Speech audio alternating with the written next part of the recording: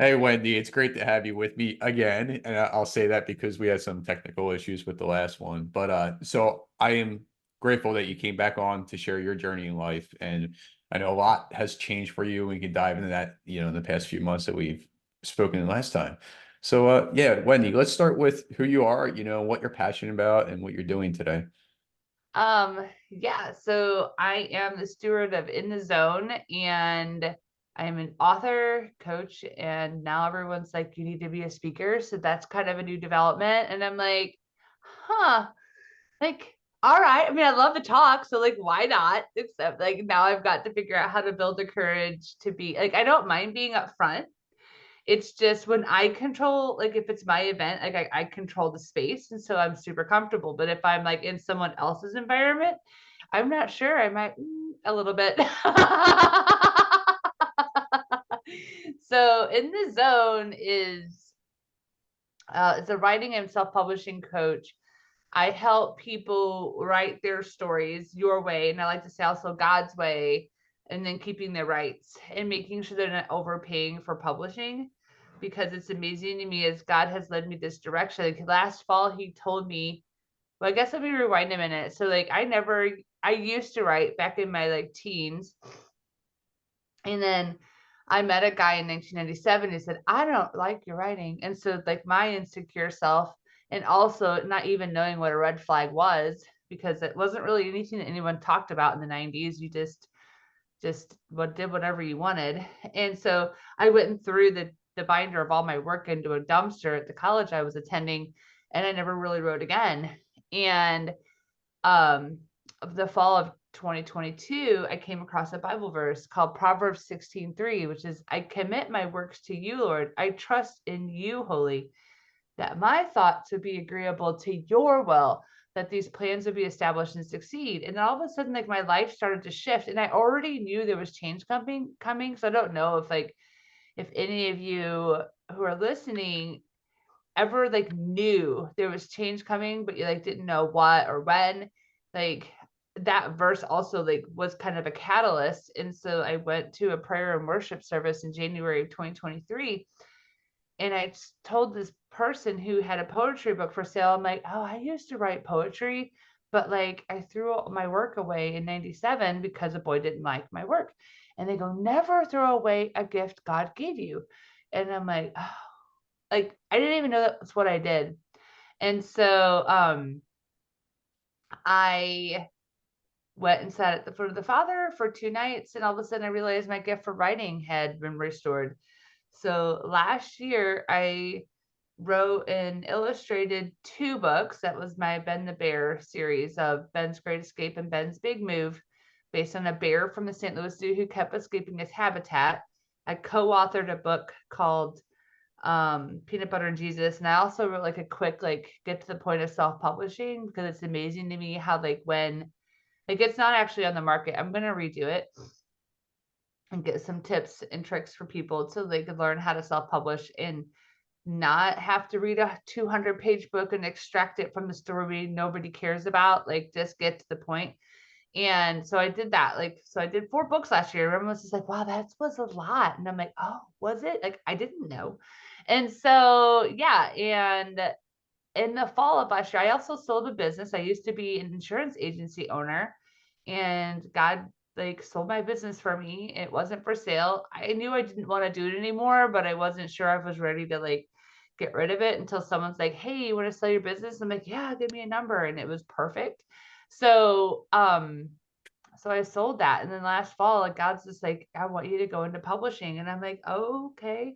But then as it's developed, I've learned how corrupt the publishing world is, and how like God's just really grieved by how people are being stolen from, like paying 15 to $30,000, and all people are getting is their book. They're not getting any strategies on how to complete their writing. They're not getting marketing strategies. I mean, they're being told that they'll get all these experiences when really they're just paying for the publisher to get those experiences. Um, and they still have to pay their own way.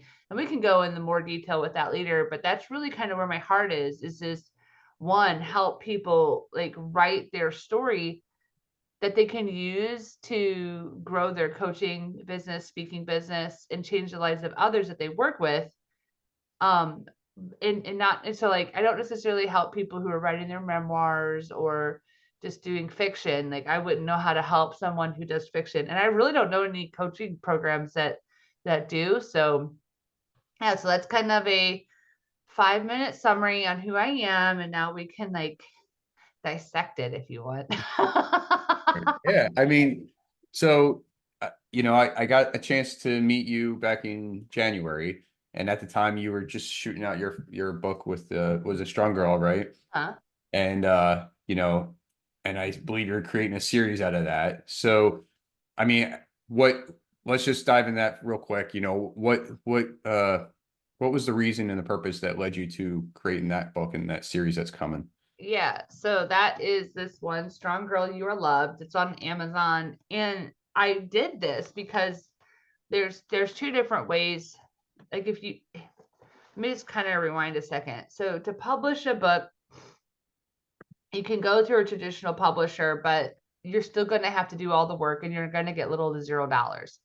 And you're most likely going to still have to pay. In the getting paid for your book thing, this isn't a thing unless you already have like a strong following. So then I found a company called Royalty Hero who helps you understand the Amazon algorithm and understanding like how to do well on Amazon. But you can't just write any book you want. You have to find a niche you're passionate with, but then it has to be a niche that people on Amazon are going and looking for. So this one happens to be like stories for girls for empowerment and courage.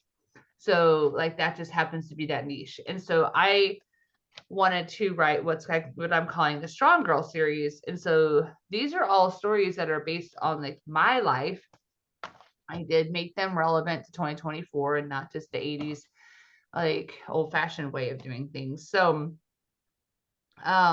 but there are ways to help encourage girls. And the next book I'm working on, I'm going to take my time to release. It's called Strong Girl, You Are Enough, or at least that's the current title. We may end up like retitling some things. It just depends because um, also when you publish on Amazon, you have to get the titling right, the artwork right. It has to be super competitive. And so there may be some changes coming, but Strong Girl, You Are Enough is about bullying and self-esteem. So I just want, my whole goal behind that is to help equip the younger generation on how to undo the knots of bullying and trauma. Like, I'm not a psychologist, but there's places that people they can go. Like, I want them to be equipped. Like, okay, give them a bullying hotline, give them a suicide hotline, giving them a prayer hotline, and just not feel like that they're just a victim of their circumstances. Like, there's help out there. And I know that schools are doing a better job of making sure that help is being known, but we also know kids as well as adults, they're sometimes a little bit too embarrassed to get the help they need because they don't want to talk about it. So it's kind of what my goal is. Yeah, and they're afraid of what people are going to think or say, For sure. and bully or whatever, right? Right.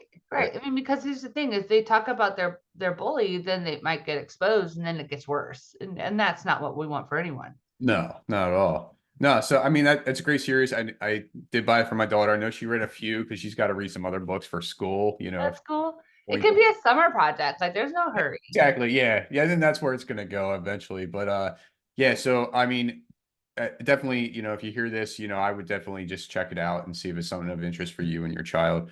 But so, that was January, February was released, if I'm correct. Yeah. And since then, I mean, you made a huge turn and, God sent you in all down this road and different paths, right? And now you're doing events and you're helping more people publish their books.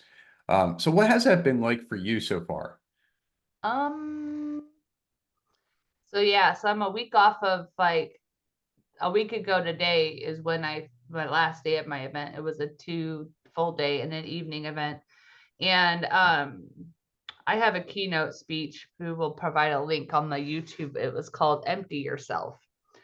And anytime you go to do something where you're called by the Lord to do it, you have to like just really get rid of all that you have left of yourself and dedicate it to God.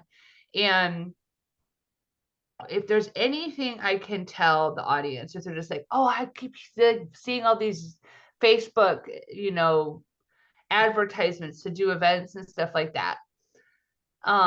If you don't already have, it's just like with writing a book. If you do not already have an audience, it is going to be an uphill battle and you're going to hate life. And people are just like, oh, wow, you hated life? No, I loved it. It's just, I understand, and I might get a little emotional. Not all success or no success is just determined by how well things do financially, but money is still the means of how we pay for life, right? So to me, although everything is an investment and things will come around, if you think that you can just have an event and you don't have a following or a community and you think everything's going to go well, don't do it. Build your community and your following first. That's been the biggest lesson. Like, I had people ask me, like, why didn't you build the community first? Because I didn't know and no one told me to. So I'm telling you, don't do an event before you have a community. Build your community first. Build your reputation first. And what's really cool, the silver lining is I held this event. I followed through, even though I was going to lose my shirt financially with it. Everyone's like, wow, that was really good. So much information, so valuable. So glad I came. And I'm like, that's why I wanted everybody here. But I had 2 guests and 5 speakers. So the room looked, quasi full because like everybody else was like serving like with speakers. Even the speakers were just like, you are doing amazing things. And so like, while those compliments feel really nice, it's still a little painful in the pocket, if that makes sense. Like, if you do not have like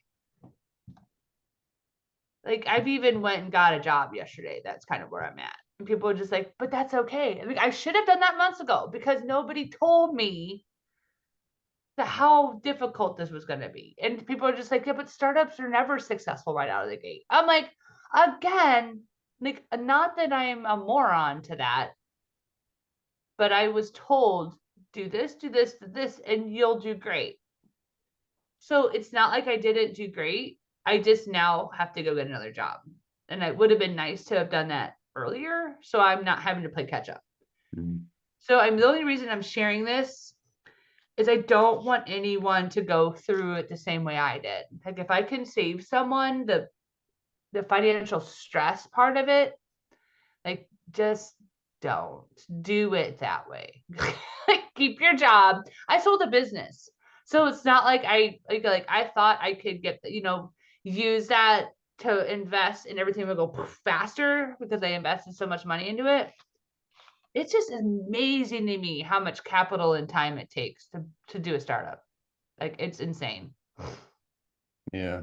And I appreciate you sharing that and being open about it, because not everybody's going to share that, their experience with it. They're just going to, they'll share with you all the bells and whistles and, the best thing. And, there's all this huge crowd, and it's great that you provided a lot of value to whoever was there. And, I know you had videos, recordings and stuff for that. So that, that's even great too.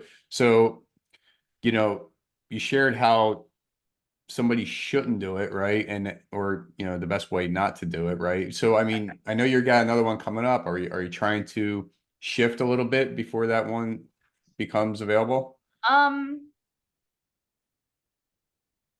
So yes, I'm going to do something a little different. Instead of me being the only one trying to find people to attend the event, I'm going to require my speakers to each find 5 people. And it is a requirement. And I've just been learning from like a business bestie we both know, Jennifer Bennett. who attends events all the time, who speaks at events. And she's just like, she goes, make it a requirement that everybody finds 5. So then it's not so stressful for one person to find 20, right? So I'm actually gonna drive up as soon as we get done. Well, maybe not as soon as we get done, maybe like a half hour later. I'm gonna drive up an hour away to this place up in it's along the river road in Illinois. I know you're not from the Midwest, so I'm from St. Louis, and there's this neat town called Grafton and this old lodge called Pierre Marquette. And I'm kind of like, I remember when you told me earlier in the spring or maybe even late winter that you went to an event and it was buy one, bring a friend. And I'm like, oh, that's a really cool concept. So like I didn't learn any of that stuff until I was heading to already, I couldn't really pivot away from what I was doing because I already had 2 people pay full price. So it just didn't feel right to split it up. So I'm actually going to create some like, single ticket, bring a single ticket and then bring a friend. And I'm going to say like, bring 4 friends. And so the price will be a little higher just to accommodate meals. But like if they divide it by 4, I mean, it's a like currently I've got it like figured out that it would be like 500 each instead of 1,000 for a single person. Or like if they had 2 people, it'd be 800 each. Like if someone's like, I don't want to share a bed with somebody, like I'll just have a frenzy come with me.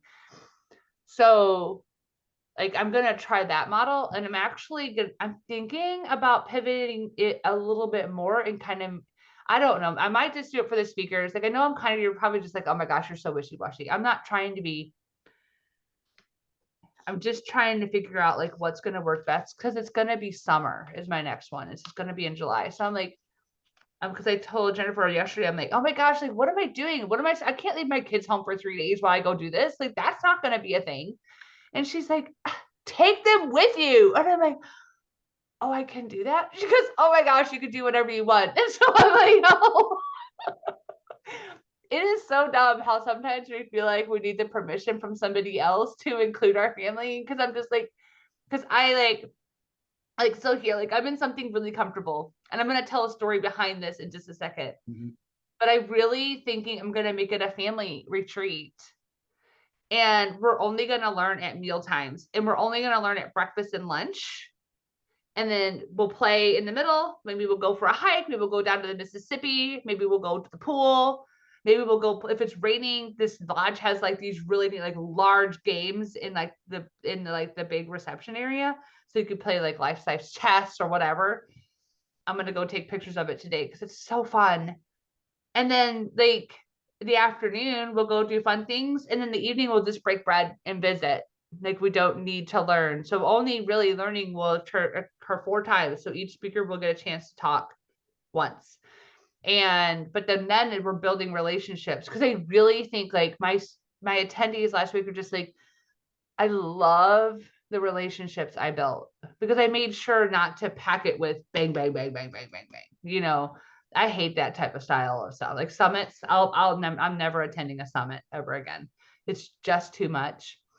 And so that's really kind of like where I'm going. I'm probably going to create it as like a family thing. So even if a parent's like, if they've got, 2 kids or 3 kids in themselves, now does that mean the kids will have to like figure out what to do during that 1 hour, a 45-minute talk while we're eating? Like whatever, maybe I'll have an activity book. I don't know. I mean, sure, I don't even care if they're on their iPads. Like I'm not that kind of a person that I care.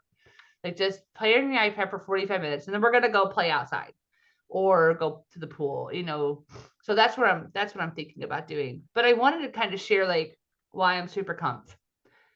Yesterday I went to my daughter's middle school mixer and I've never seen anything like it. I guess it's just the way the kids are now. Like I show up and I'm like, everybody is dressed super random, like literally someone in their pajamas all the way up to someone in a prom dress and everything in between. Take the last 40 years of style and put it on a child. You had 80s like punk, you had 90s grunge, you had 90s emo, you had 90s skater, like this literally pick every type of style, put it on a child, including pajamas and prom.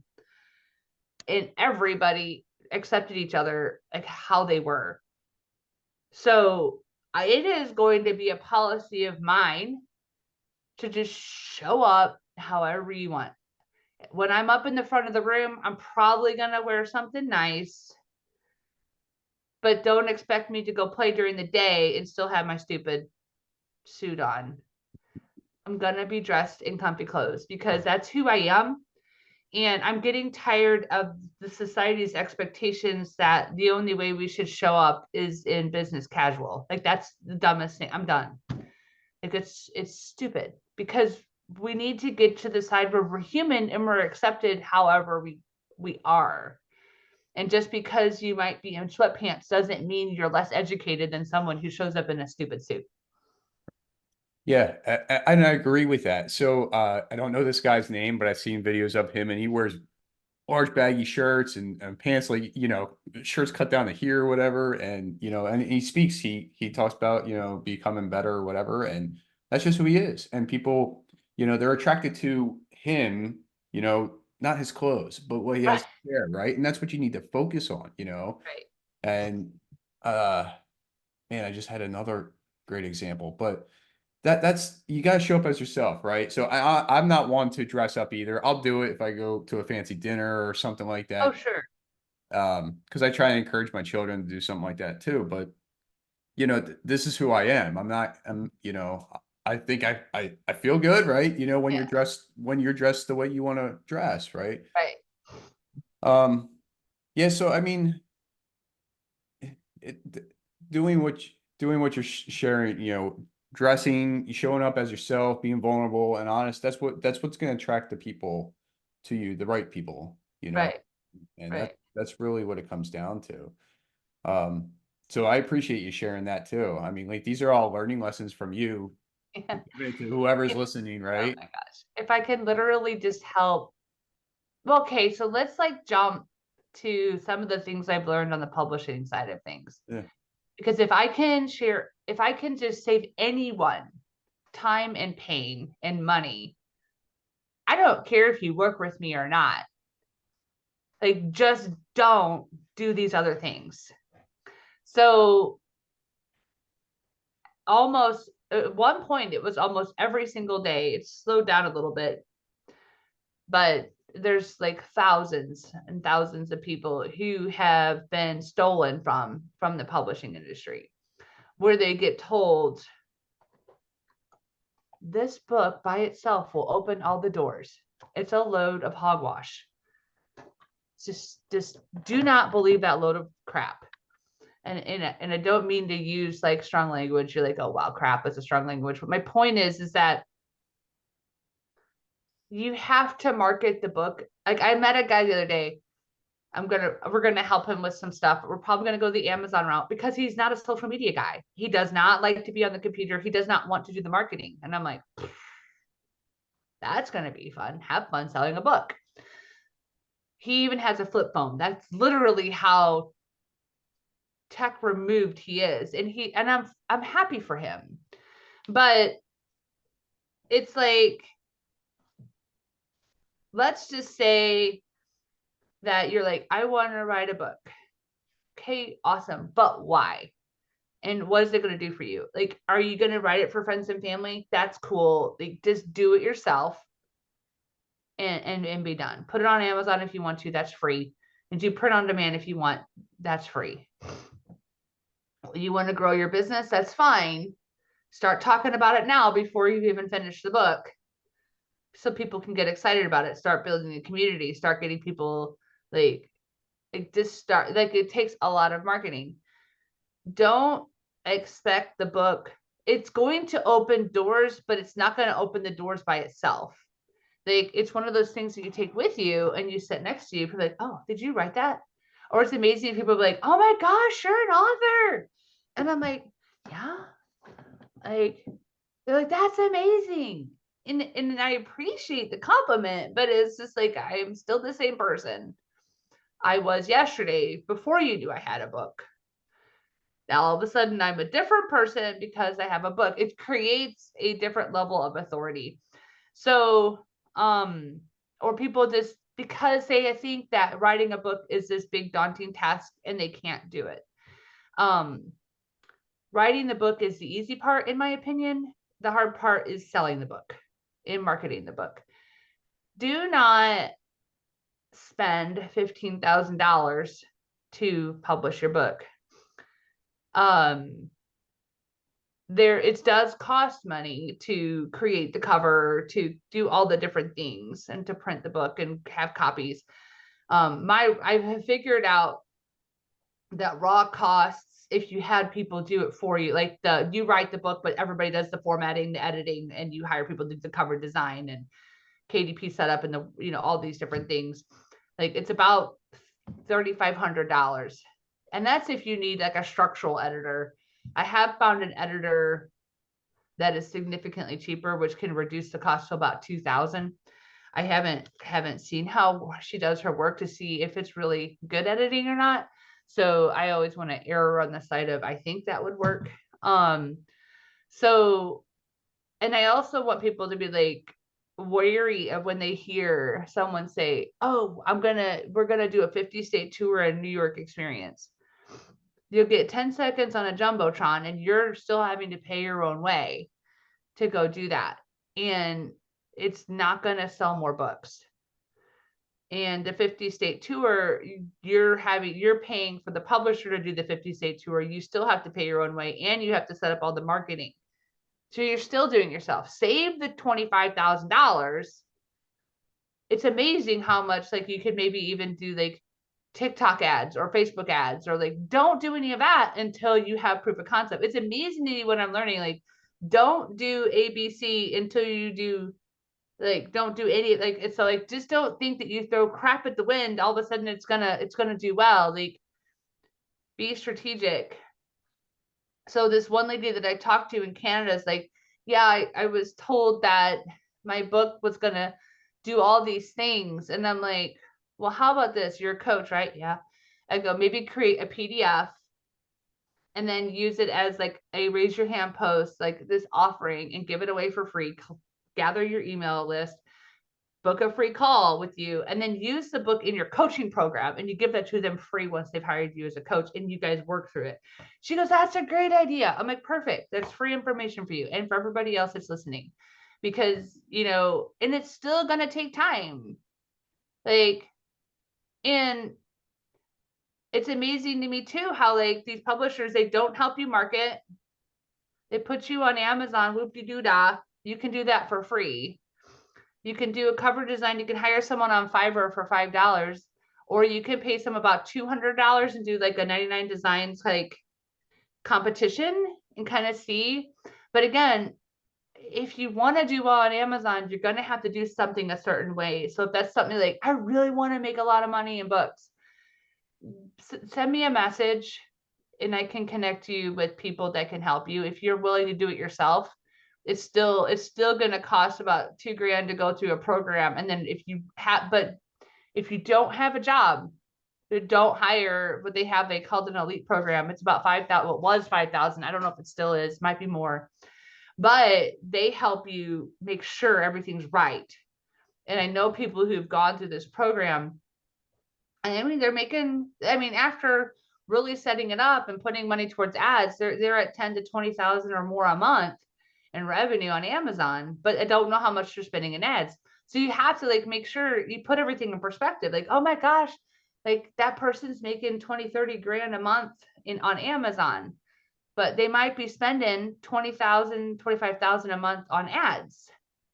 So you have to keep everything in perspective. And I just don't ever want to smoke and mirror the becoming an author. It's like you can do it for free, or you can pay people to help you. Just have the expectations that just because you have a book doesn't mean everything's going to be better. All right. It's just another offering pathway to hopefully provide them better service, or something to dive, like you said, the handbook, or go through the book, you dive deeper into it together. Yeah. Right. This is Right. This is all great information, Wendy. So yeah, I appreciate you sharing because you're not going to hear this from the publishers, right? Because No, and that's my thing is that, they can get mad at me all day long. How about maybe you just change your ways? Mhm. We can all help everybody. There's 7, or my daughter reminds me, there's 8 billion people on the planet. You know, there's plenty of people who want help with writing their books. We don't have to be charging them astronomical amounts of money to do it. And, and my thing is that I do love helping people, making sure, getting their books finished. So I like to help nonfiction writers. So that's kind of where my passion is. And one of my students or my clients, she wants to be done she wants to do pre-sales by the end of June. If she keeps on track, we just might have a finished product at the end of June. It'll be really exciting. I told her, I go, let's do it. Like, it would be really fun. Like, the fastest I've ever gone from concept to finished book is 72 days, and that was Strong Girl. And that's because I had a team, I had a bottleneck. So if we can remove the bottleneck, it could probably be done in like 45 to 60 days. But it's like, and that's including editing, that's including cover design, like, you know, so it'll be fun. I just, oh, and I want to make sure like everybody understands, like, you want to buy your own ISBNs and do your own copyright so you own your rights. So like that would be like $295 on myidentifiers.org, I think. It's through Bowker. Like, it's the only place you can get ISBNs. I don't buy them anywhere else because they're not real companies. It's a monopoly. And so like when you buy your own, you get 10 for that. But if you're going to write a series, like, buy 100 for $500, because that you won't run out for a long time, and you need a different ISBN for every style of the book. So paperback, hardback book, ebook, all of them, or Kindle, you need a different one. Or if you change, like, oh my gosh, I forgot to completely write this chapter, and you want to do a version 2, then you have to start over. Version 2, new ISBNs. So, just want people to know that. And so it's not some magic thing. People are like, oh, I can help you get on KDP for $1,000. That's stupid. Just do it yourself. But if you want to do well on KDP, make sure you've got the right keywords and categories. You cannot get that wrong. But if you're just putting it on there for print on demand, oh, and people will be like, why would you do that? You get so little royalties when you do that. I don't know about anybody else, but the USPS system is trash.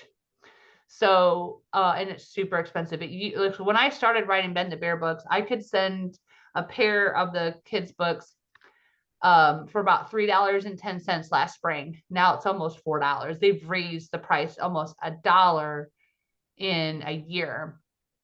So like when you print on demand with Amazon, like, just price it so where you get, $3 to $4. Because when you think about it, if you've got like a $10 book and subtract, say a $4 print cost with tax, and so $3.50 to $4, we'll just round up to $4. So 10 minus 4 is 6, and then you've got, okay, it's going to cost you $4 to ship. So you still only make $2. Why not have Amazon do it?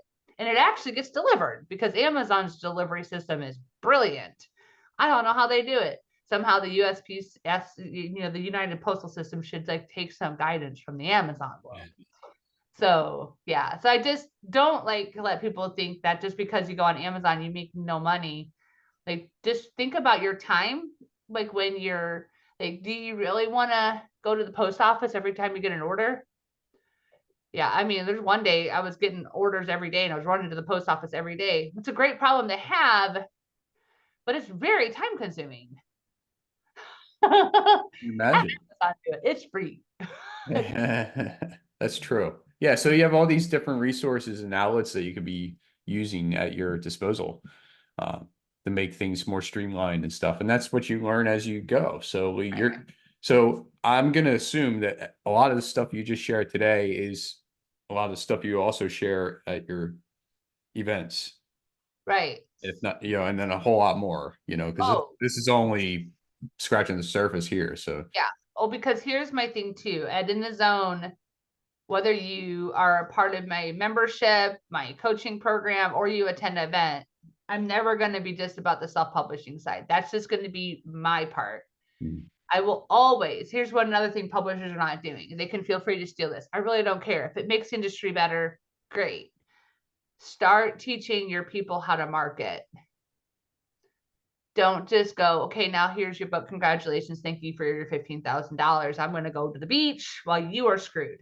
So like I'm going to have like, so at the event I just had, which those videos will be made available for people to buy access to, I have someone who talks about how to use your book as a business card, how to book more sales or some more speech, speaking events, how to craft your keynote speech, what to do as a startup, how to use podcasting and leverage it for your message. Like that's really important. And then you've got my stuff. So at the next event, I'm not exactly sure where I'm going. I'm going to at least have Jennifer Bennett there, who's going to talk about how to create automation on social media. So like right now, I've got my computer over there, just liking people's posts, and I have it do it all day.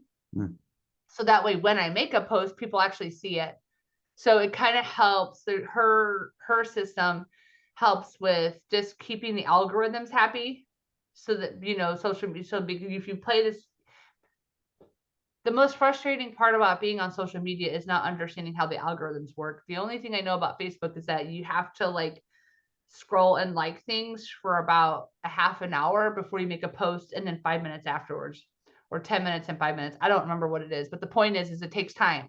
Mm. And so I don't know exactly how I've not figured out LinkedIn. People are just like, it's amazing. I literally cannot figure it out. I cannot get anyone to engage with me at all. I hate it. I just look forward to the time where I've got enough revenue coming in. I can just hire people to do it, because I don't like having to figure out algorithms. Like, just do it for me. That's so cool. And you know what? So your event's in July, and I like the idea that you kind of like don't know exactly how concrete it is yet, so you're kind of feeling it out for the direction you want to go with. Right. And yeah, so I mean, how does somebody reach out and find out more about your event and how to get help from you for publishing a book? Yeah. So you can go to inthezone.live. So inthezone.live.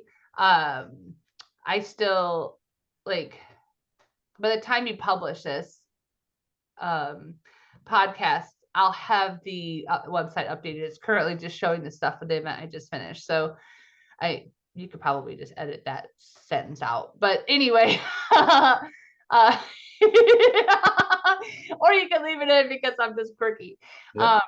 But there's also a way to book a call on there. So you can go to inthezone.live, book a call, and then like, let's just chat.